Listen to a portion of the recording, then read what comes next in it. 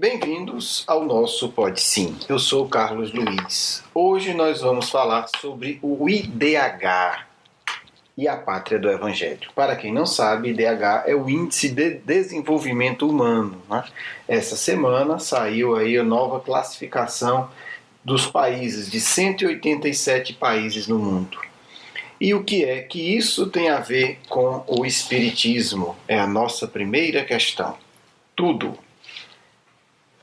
Segundo os amigos espirituais nos contam, e a gente consegue ver essas evidências na vida social, existe um projeto espiritual para a nossa nação. O Brasil tem como tarefa o desenvolvimento da espiritualidade, e em particular a espiritualidade fundamentada nos princípios do Evangelho. Não é uma religião específica, um grupo específico. São os princípios. Quais são os princípios do Evangelho, entre outros? A fraternidade, a justiça, a caridade, a compaixão. Vamos avaliar como esses princípios podem e devem nos auxiliar nesse projeto. É importante entender que Brasil, Pátria do Evangelho, não é uma realidade definida, é um projeto, é uma proposta da espiritualidade superior para nós, espíritos reencarnados ou vinculados no plano espiritual à Pátria do Evangelho. Não por acaso, o Brasil é o maior país espírita do mundo, o maior país católico, acho que o primeiro ou o segundo maior país evangélico. Então nós temos aqui de fato as religiões vinculadas ao Novo Testamento florescem. Mas é importante entender o que é que isso tem a ver com a nossa realidade social. Para isso a gente vai falar do IDH. O que é que o IDH é? Que índice é esse? É um índice que mostra, falando de uma maneira geral, a qualidade de vida de um país. É um índice que leva em consideração não só o PIB, a renda. Normalmente a gente coloca a primeira, a segunda, a quinta, a 10ª economia do mundo. A gente está falando aí de geração de riqueza. O IDH ele vai se preocupar se essa geração de riqueza está se convertendo numa vida melhor. Por isso ele vai considerar a expectativa de vida, a educação e a distribuição da renda. Porque não adianta o país ser rico se meia dúzia tem e a grande maioria está na miséria. É uma riqueza egoísta e inútil. Então vamos tentar avaliar um pouco isso e ver onde nós nos encontramos, nesse índice. O fato é que são medidos 187 países e nós estamos na posição 79, 79ª. Isso é preocupante. Nós somos a 7ª economia do mundo, mas estamos aí nessa posição de 79 em termos de IDH, em termos de bem-estar da população. Alguma coisa está errada, ou melhor, não estamos aplicando na nossa vida diária e, consequentemente, na nossa vida social, os princípios do Evangelho, os princípios do Cristo. E esse é o grande desafio da geração nova, a geração do século XXI. Nós que estamos fazendo a história do século XXI no Brasil, temos esse imenso desafio. É um desafio cultural, é um desafio social, é um desafio humano. Vamos tentar mostrar algumas dimensões desse desafio. Entendendo que para nós, os espíritas e os cristãos em geral também, com uma variação ou outra, a prática da caridade é essencial. Quando Kardec coloca fora da caridade não há salvação, é fundamental entendermos o que Kardec quer dizer com isso. Primeiro, vamos pegar o fora da caridade. Por que Kardec coloca exatamente essa frase no Evangelho segundo o Espiritismo? Ao lado dela está a explicação. Porque na época de Kardec, e ainda hoje existe isso infelizmente, muitas igrejas, religiões, seitas dizem o seguinte: você só se salva se estiver aqui dentro, se fizer parte da religião A, B ou C. Contrapondo-se a isso, mostrando a lógica cristã do Espiritismo, Kardec coloca: não é o Espiritismo que salva, é a caridade. Não é se dizer espírita, não é assinar a revista espírita, não é frequentar centro espírita, não. Não é isso que salva. O que salva é a caridade. Portanto, a partir disso a gente vai começar a entender por que o fora da caridade. Agora, vamos entender o que é caridade. Né? Porque a caridade tem muitas dimensões. Óbvio que você dá um pão a quem tem fome, um cobertor a quem tem frio, é caridade.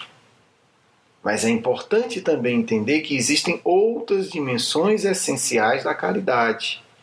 A caridade não se resume a isso. Né? Quando isso é feito com a pessoa envolvida de um sentimento de amor e de compaixão, sim, temos um ato de verdadeira caridade. Ainda assim, essa é uma dimensão importantíssima, mas é apenas uma dimensão. Porque a caridade é uma postura de vida. O que é que os espíritos dizem sobre a caridade? Né? Kardec pergunta qual a definição da caridade cristã, da verdadeira caridade. Olhe como a resposta é bem mais completa. Benevolência para com todos. Então a benevolência é a sopa, é o agasalho, mas é também a forma de tratar a todos. O chefe, o subordinado, o filho, a esposa, o marido, o vizinho. Benevolência para com todos, uma atitude de bondade em relação às pessoas em geral. É mais amplo.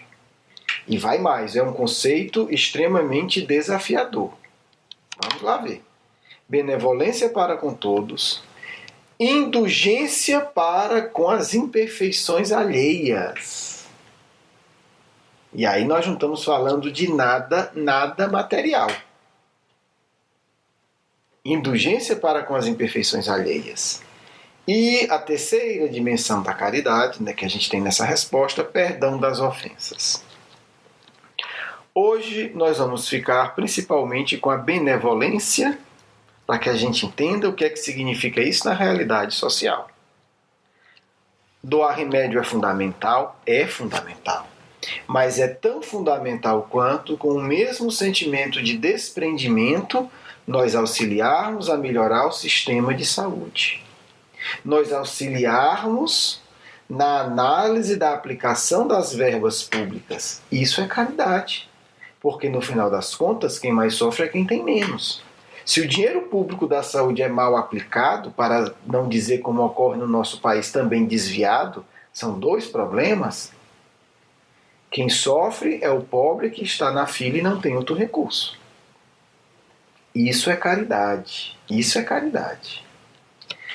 A outra dimensão, ou a outra aplicação dessa dimensão, nós vamos ver na educação. É caridade nos preocuparmos com a qualidade da escola pública. Frequentemos ou não, tenhamos filhos ou não. Porque os nossos irmãos, segundo a ótica cristã espírita, estão lá. Alguém está recebendo aquela educação péssima ou boa? Como está a escola pública? São apenas dois exemplos. Portanto, a caridade é uma preocupação com o bem-estar coletivo. Atirar lixo na rua é um ato de agressão à sociedade. À sociedade. Portanto, nós podemos desenvolver um conceito que eu particularmente acho muito interessante, que nos foi apresentado por Ivan de Albuquerque, que diz a cidadania espírita. Cidadania espírita. Quer dizer, o que é um espírita? Como se porta o espírita como cidadão? Qual é a conduta dele no dia a dia, no trânsito, no trabalho, na benevolência geral, na indulgência, no perdão? Como isso funciona na nossa prática? Voltemos ao IDH agora. Expectativa de vida. O que é que isso tem a ver com caridade? Tudo. Se nós temos uma estrutura social que dá qualidade de vida, nós melhoramos a expectativa de vida. Se nós temos o equilíbrio de cuidar bem da nossa saúde e do nosso corpo, e se nós, por benevolência, por generosidade, estimulamos as outras pessoas a também ter uma conduta saudável, elas vivem mais. Aí a gente já melhora o nosso IDH. Olha aí a relação entre o Evangelho e a expectativa de vida. Depois a gente pode desenvolver isso muito mais. A educação, né? Os espíritas, os primeiros espíritas, e aí eu falo de Kardec, depois de Leon Denis, sempre tiveram uma ligação profunda com a educação. Fundar bibliotecas, doar livros. A gente não está doando livro espírita para as bibliotecas públicas. Nós não estamos doando livros espíritas para os hospitais. Eu conheço alguns trabalhos assim. Quando eu falo nós, não é uma prática comum. Faz parte do nosso desafio melhorar a educação formal e informal do nosso povo. Isso é fundamental. É o desafio do século XXI dos espíritas. E 3, quando ele fala do PIB per capita, quer dizer, como é que a riqueza no nosso país é dividida? O Brasil, infelizmente, é um dos países que tem uma das maiores concentrações de renda do mundo. O que é que nós estamos fazendo por isso, hein? Será que a gente se preocupa com isso? Na minha área, como eu posso ajudar a distribuir melhor a renda do país? No futuro, o Grupo Marcos irá apresentar vários projetos, né, aí ao longo dos anos, dos meses e dos anos, sobre como o espírita, como nós, espíritas e não espíritas preocupados com a qualidade de vida da população em geral, podemos atuar. Já existem projetos interessantes que voluntariamente nós podemos colaborar, né? Seja na área da nossa formação, da nossa especialidade, seja como um voluntário com a formação geral, tudo isso é possível. Portanto, a caridade espírita, ela entende, ela se preocupa com a estrutura da sociedade. A ação generosa de levantar uma pessoa caída é tão importante quanto a ação generosa que se preocupa com a aplicação das verbas públicas. A ação caridosa de perdoar alguém é tão importante quanto a ação social caridosa em ter misericórdia e se preocupar com a reeducação dos criminosos da nossa sociedade. Porque o perdão do criminoso não é abrir os presídios, mas é garantir que nos presídios haja uma condição digna, condição básica digna, de higiene, de respeito, de ética, para que a partir disso a gente possa pensar em melhorar a percepção da vida dos indivíduos que ali estão. O certo é que deveria haver vários tratamentos terapêuticos nos presídios. É uma outra questão que a gente vai poder discutir no futuro. O nosso objetivo hoje é mostrar essa relação geral entre a caridade segundo o Espiritismo, né, e a nossa realidade social e o índice de desenvolvimento humano do Brasil, que é o nosso grande desafio para esse século. A nova geração precisa entender que caridade tem a ver com cidadania, caridade tem a ver com generosidade no dia a dia, caridade tem a ver com honestidade, com pagar os impostos, com respeitar as leis. Caridade tem a ver como nós tratamos os criminosos da nossa sociedade. Não é soltar todo mundo, mas é que o criminoso tenha condições dignas. Principalmente nós, espíritas, que muitos de nós já sabemos, né, através aí das nossas pesquisas reencarnatórias, que fomos também criminosos e que podemos ser no futuro, se não orarmos e vigiarmos como ensina o Evangelho.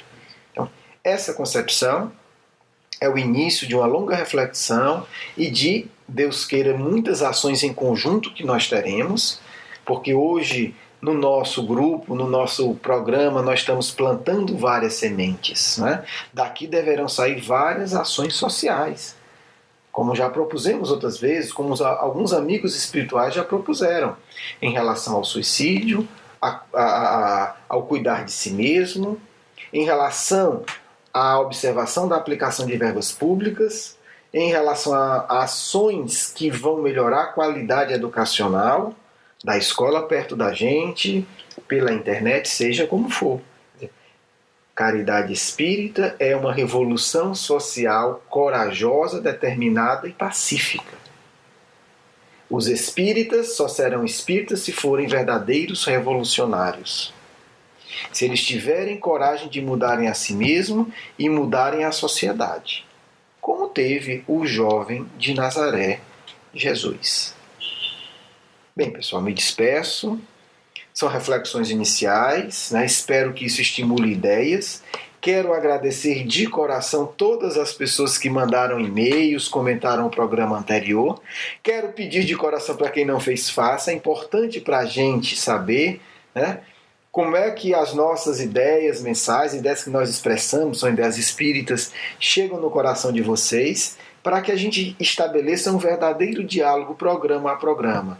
Mandem dúvidas, críticas, o que entendeu, o que não entendeu, temas que vocês gostariam, tudo isso é essencial para que a gente vá afinando o diálogo, para que a gente vá ampliando a sintonia, porque é nossa proposta e dos amigos espirituais que, no momento oportuno, espero que breve, nós vamos agir em conjunto, né?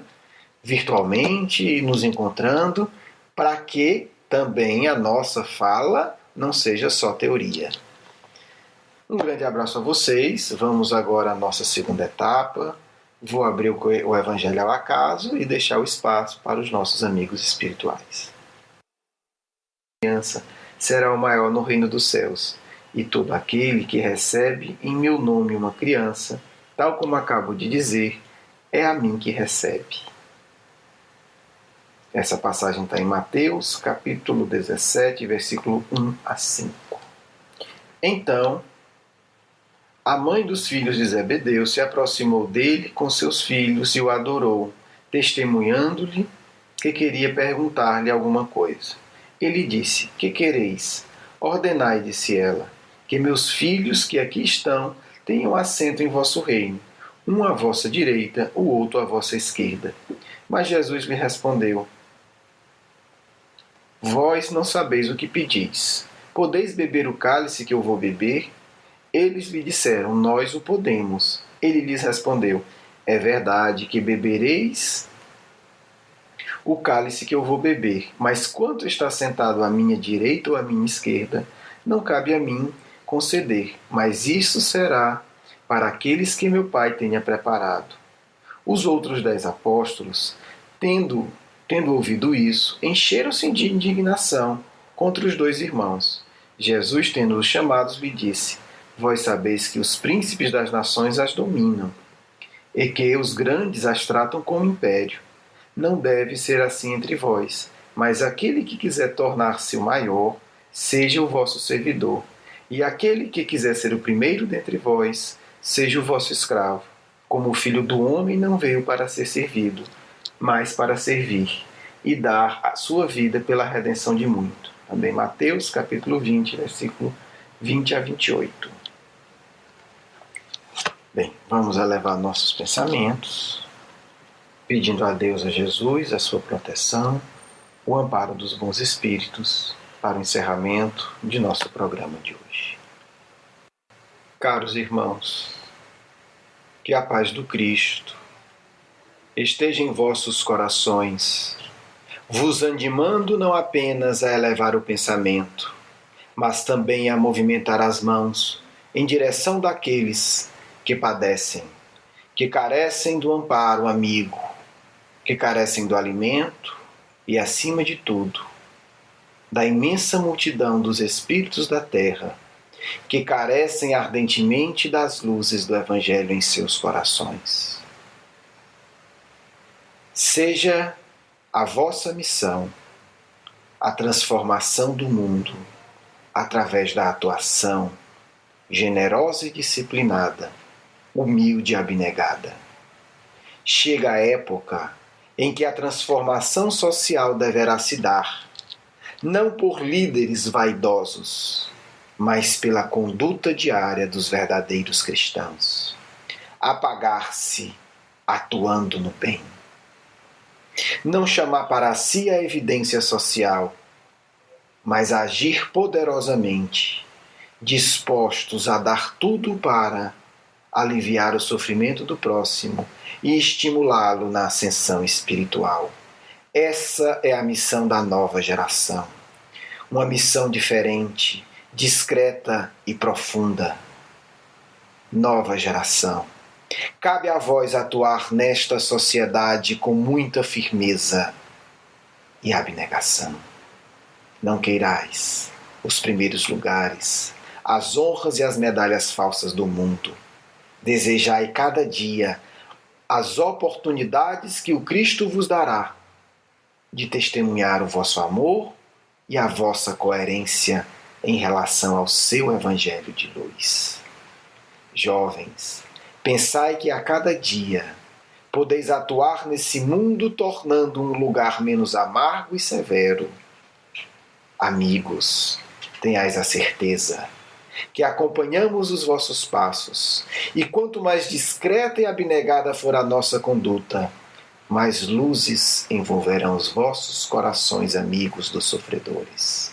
Muita paz de um amigo em Cristo.